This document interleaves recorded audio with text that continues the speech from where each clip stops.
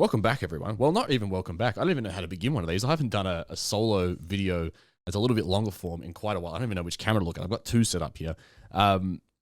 This is going to be like a little bit of more of a solo podcast. And this is not Two Screws Loose. This is going to be something that's completely separate. This is something that I've had an idea in my head for a while. If you go back and listen to any of the very early episodes of the Lionstone podcast, I don't think we have the videos up anymore. But if you go back through the Spotify, especially to the early days of it, when it was Reese and I out of his spare bedroom, home office, we spoke a lot about like programming and nutrition. I wanted to bring it back a little bit. So I'm going to try and do one of these a week where I talk about a particular topic, even if it's for 10, 15 minutes, just like a short little segment to give you some of my thoughts on things, mainly around education in training and nutrition and programming, whatever it may be. So it hasn't got a name. I haven't got a name for it. I haven't done a long form video in a very long time. I'm used to doing a lot of short form content, so excuse me if I start to ramble. I'll be editing these, so I'll be cutting shit out here and there. But we're going to dive straight into it. And today I want to talk about specifically programming and volume. So like the volume gets there's two camps to it when it comes to the fitness industry, and there's no one that really sits in the middle. Well, there are some people that sit in the middle. I like to think I sit in the middle, but mainly it's either very low volume, high intensity, or very high volume, relatively low intensity. Or the first half of the session is intense, and then you start to fuck up. You can already see, just based off that, you can see where I usually sit. Now, there's pros and cons to both. There are more cons to the higher volume stuff, but there still is efficacy to it to an extent. When we look at where we should sit. Now, I'm always of the belief that you should get the most out of as little as possible, because it's very easy to add. It's quite hard to take away. Now, that goes for nutrition, that goes for PEDs, that goes for programming and volume. It goes for fucking everything, to be honest with you. Less is typically more when it comes to looking for long-term progression, because you're going to get to a point where you can't do any more, and you're like, well, I've escalated my volume way too much in the last 6 weeks, and I can't really add an extra 15 fucking sets to my workout. So let's start with the lower volume, the higher intensity stuff here. Now, this is the camp that I typically sit in when I program for clients, especially clients that are very advanced, because they know how to train hard. The biggest stickler for lower volume stuff is you have to train hard. You can't get away training like a pussy if you're doing 12, 13 sets, 14 sets of workout. You can't. You can't just meander through the sets and just do your leg extensions where you just kick your legs up and hope for the best and be like, oh, fuck, that was a hard set. It really needs to be a hard set. You need to objectively get off that machine, wait for your heart rate to settle a little bit, think about it, be like, was that a true 10 out of 10 RPE? Or could I have pushed more? Like, you need to be really objective about it. And when you're a beginner in training, that's something that people struggle to do. It's not something that you can do very easily because you don't know your level of hard yet. You don't know where intensity sits, and it's very hard to just instinctively know hard. Like, people think they train hard until they get with someone that's training, like actually trains hard. You do a session with them, or you're told, hey, you had 3 more reps in that leg press. Why did you stop? Oh, because it was hard. I'm like, you had more in the tank. So for the more beginner clientele, or just beginner people in general, I err towards the side of doing a little bit more because they don't know how to train hard yet. Intensity can be taught. It can be. Like, it just comes with time. Like, when I first started training when I was 16, I look back at it now, and I was doing a lot of high volume stuff, but I trained like a fucking pussy. And I purely went for how sore I was after that session or the next day, which we'll get into recovery metrics in a little bit here. But I should really write this shit down and just have I'm just freestyling this. This should be really written down somewhere, and I should have a segment. So maybe I'll do that for the next one. But the first one, fucker, we're just gonna ball with it. You should ideally start with, like, if you're a beginner, I would always say start with a little bit more, because you don't know how to train hard yet. And that comes with experience, and that comes with learning. Like I said, when I first started training, I trained like a puss, and I didn't really know what hard was. And now that I've gone through my years and my reps of training, over that period of time, I've been exposed to different coaches, different stimuli from outside, watching people train, training with different people, and just getting into an environment of like, okay, I've seen some people fucking work in the gym. That's what hard is. What I do is nothing in comparison. And there's nothing wrong with that level of like comparing yourself to someone else and being like, well, they train way harder than I do. And it's like, that's a stepping stone. You can get there. Like, you can really push yourself, but your hard is your hard. It's always going to be relative. So for beginners, I like to err with a little bit more. And then as they get a little bit experienced, we can then look at regressing it. Like I said before, it's a little bit counterintuitive, because I said in the beginning, less is always more, but sometimes you need a little bit more because you can't train as hard yet, because you don't know what hard is.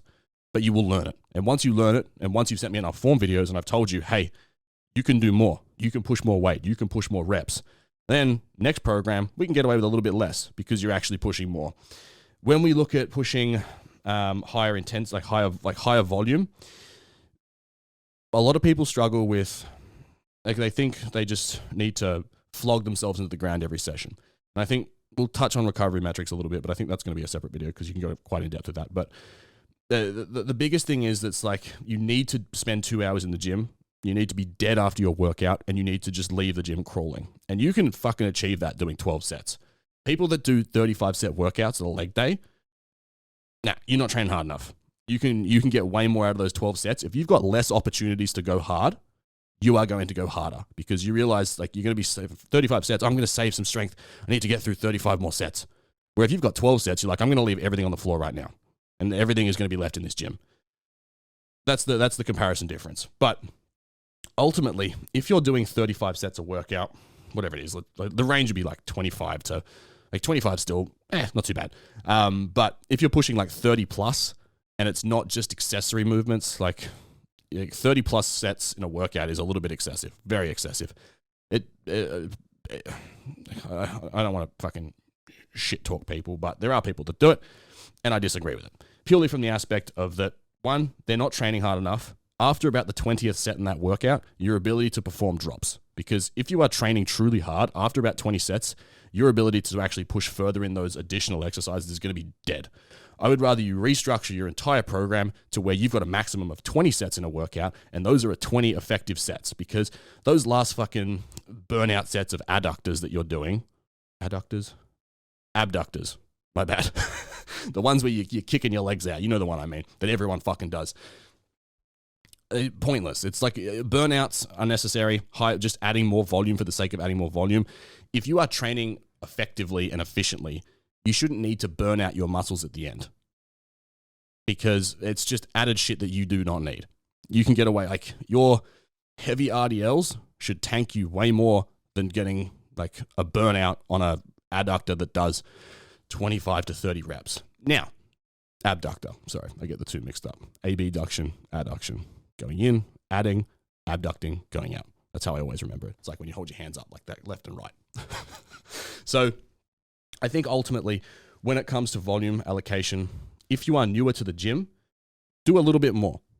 20, 25 sets of workout, because your tolerance to, or your understanding of how to actually push yourself is not going to be there yet. But as you get more experienced, that will happen, and you can start reducing the volume and really going ham. Like you may do 4 sets of hack squats, where when you're more advanced, you might be able to push way more volume on 2, because one, you have you not way more volume, but you'll get more out of those 2 sets because you'll be actually pushing for those 2 sets. You'll be pushing and trying to force progression, as opposed to just meandering through the sets and meandering through the workout. Your training will have intention, where in the beginning, it's more just going to exercise.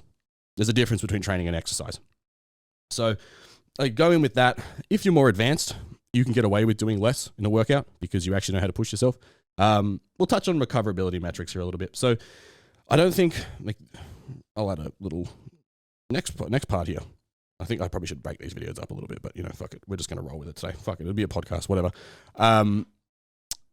Recoverability metrics. So I think in that case there, when looking at how you should structure a workout and progression points and what should be determined as a good workout. I did a short video on this the other day. It'll be on my Instagram somewhere, depending on when this comes out. But how hard you sweat and how fucked you feel after a workout, how big your DOMs are, shouldn't really be, you shouldn't be chasing DOMs. Like ideally, you want to be stimulated and not annihilated, because annihilation means that you can't recover for your next workout. If you're constantly sore and you're not in a new training phase and you don't have any new stimulus that your body's not aware of yet, like a new exercise or a different set rep scheme, or you're newer to training and your body hasn't adapted to those Like, it doesn't have the ability to recover. It's like, what the fuck is this? Like, whenever you did your first leg session and you were just murdered for days after, or you start a new block and you get your first day of quads and your quads are just murked for like 3 or 4 days after, that's a little bit different because that's a new stimulus. But if you're constantly doing sessions and you're getting sore for days on days and afterwards, probably need to look at your recovery or how you're actually structuring your sessions or how much you're doing. Because if you are getting DOMs after every single workout, cool, you're training, you're working the muscle, but your ability to recover for the next session, if you've got chest, then pull, then legs, then push again, and your chest is still sore from that first push session, you're probably not going to perform as very good. You're probably not going to perform as well in that second push session. So typically my DOMs will last a day if I get any at all. It just depends on the exercise selection, but ultimately I usually only get DOMs after a heavy back day and a heavy leg day. Chest days not so much anymore. Shoulders not so much anymore. So I'm still fresh for that following session. Then we look at how hard you're sweating. Not really a good metric because the really only thing that's going to do means you need to drink more water during your sessions and stay hydrated to help keep that performance level up. Because if you're training somewhere like Dubai where it's 45 degrees every day, then yeah, you're going to sweat more because it's hotter. But Melbourne, where it's cold and rainy outside, you're not going to sweat as much. But you shouldn't be like trying to push your heart rate and try and sweat as much as possible, because ultimately sweat is not an indicator of calories burnt. Sweat is an indicator of your body trying to cool itself down. So just because you're sweating doesn't mean you're burning additional calories or like a marginal, like a noticeable amount more calories. Your body's just trying to cool itself down because it's hot. Central nervous system fatigue. So if we're looking at doing how we structure programming, beginning of the week, I would always start with your more taxing movements that are going to be central nervous system heavy, RDLs, heavy squats, heavier bench presses. I wouldn't put those at the end of the week, because if you've got a bunch of stimulus early in the week, you get to have like your last session, you put RDLs on a Friday, probably going to be pretty fucked, and you're not going to perform as well. And then you're just going to have this constant drop off of performance. Then you have to recover for your next session on a Monday, drop off of performance, so on and so forth. I would always put them at the beginning of the week because they are very taxing. But there is probably, like, in an optimal world, we always talk in like an optimal world. Sometimes you're going to need to move your days around, going to need to move exercises around to fit either your schedule or a client's schedule, whatever it may be.